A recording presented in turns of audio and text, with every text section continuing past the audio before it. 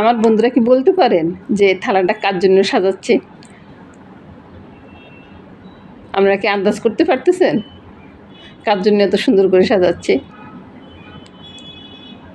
সব দিন তো সবার জন্য সাজাই, আজকে বন্ধুরা আমার নিজের জন্য সাজাচ্ছে। আজকের থালাটা কেমন হয় একটু দেখুন তো।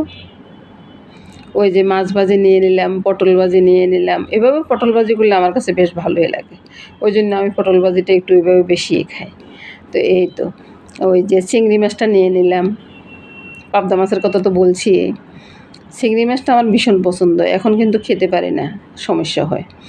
তো এই আজকে চিন্তা করলাম যে একটু ভালো করে খেয়ে নিই, বেশি করেই খাবো, তারপরও শুয়ে থাকবো দরকার হইলে। এই তো চিকেনটা নিয়ে নিলাম, তারপর কী নিব একটু দেখুন, মজার একটা জিনিস। এই যে আমের চাটনিটা কত সুন্দর হয়েছে না? এই চাটনিটা ততটাই সুন্দর খেতে। নমস্কার বন্ধুরা, আমি সন্ধ্যাবেলায় দেবো এই ভিডিওটা।